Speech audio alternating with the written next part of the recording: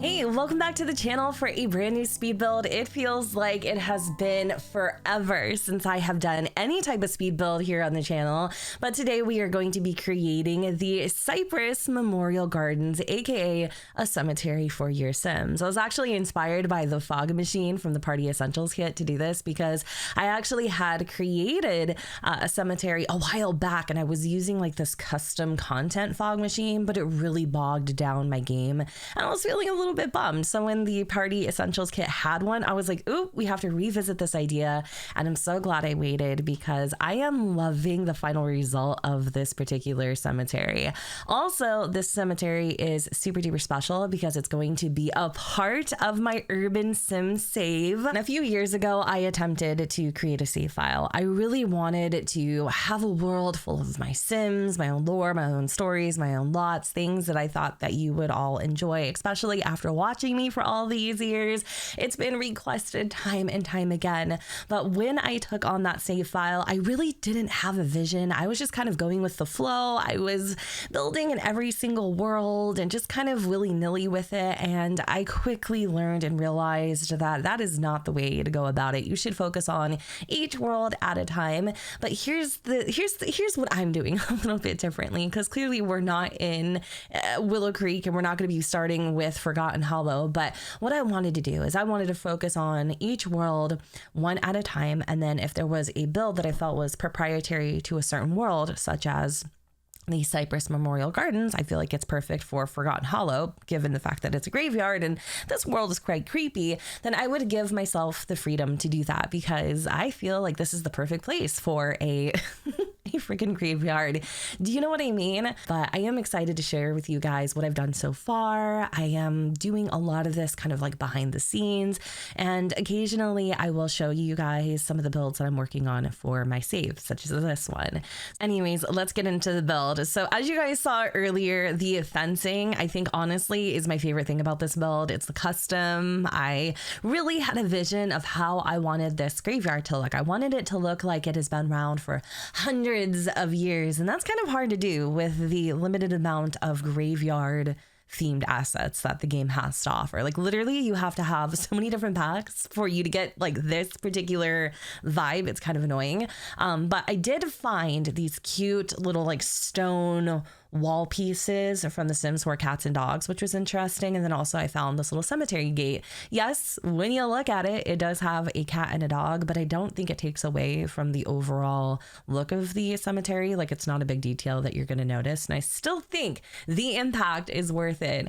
So when it comes to the landscaping, I didn't want to overdo it. I have actually built a cemetery in The Sims 4 3 times. And one of the things that I feel like I always do too much of is landscaping and tombstones, because I want this to be a lot that you can put into your game and you can customize by adding in your own tombstones, your Sims, may they rest in peace. I wanted to give you enough room to do that, but also kind of like, you know, if you don't want to use it as a graveyard or a cemetery, but you just kind of want it to be a world or a lot that exists in your save, you can do that too. And you can come and visit here for whatever reason you may have.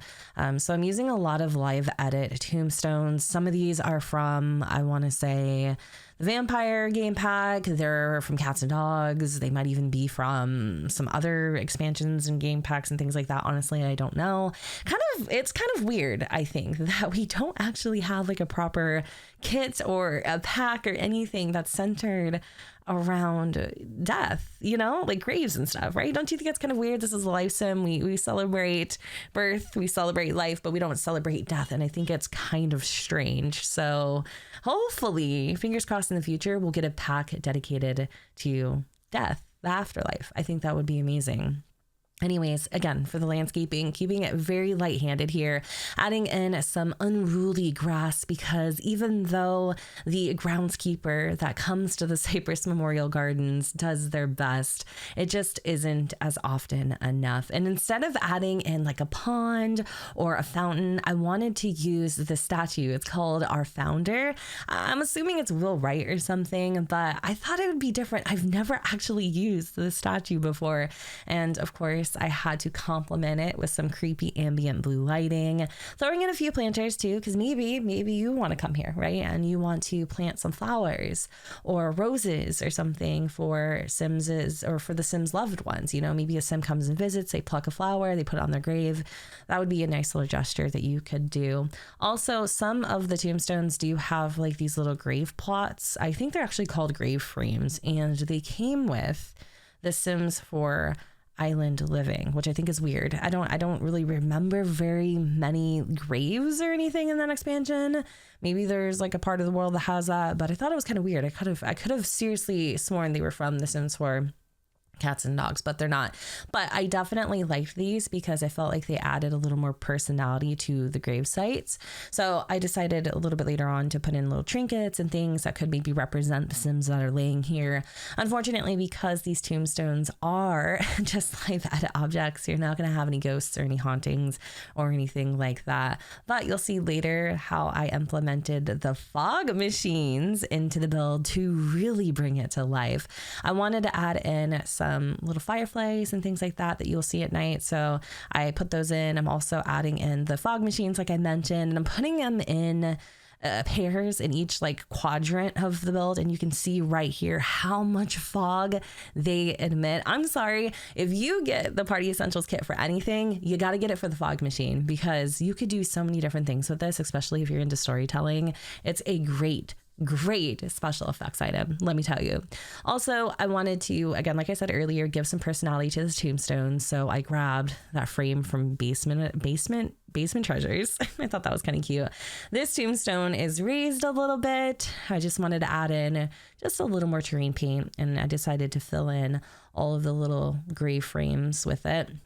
I don't know why I deleted the little fishbowl, but it does stay. It's kind of a weird choice, but I just decided to leave it because it is weird.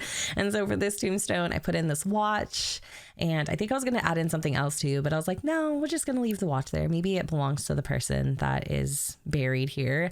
And then I grabbed another one of these frames. This tombstone hurts. I don't know why. Y'all can use your imagination, but the picture and the little toy car, it kills me. It really does. Like, cemeteries aren't supposed to be happy, right? So I had to put in something kind of sad.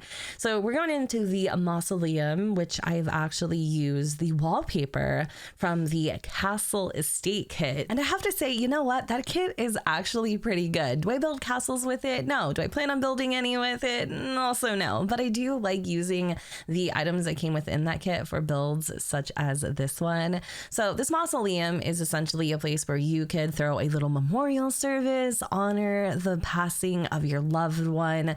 I decided to throw in these little benches from the Vampire game pack. I wanted to keep the overall like aesthetic of this particular area very true to the graveyard itself. So again, it's very like old worldly looking. It probably smells like mothballs. And then to simulate the coffin, right, I decided to throw in this coffin from the Vampire game pack. And I really liked how royal it looked too. I wanted to throw in some I wanted to throw in a couple other little doodads and stuff. So I think I snagged some of the curtains from My Wedding Stories. Believe it or not, My Wedding Stories is also a really freaking good pack.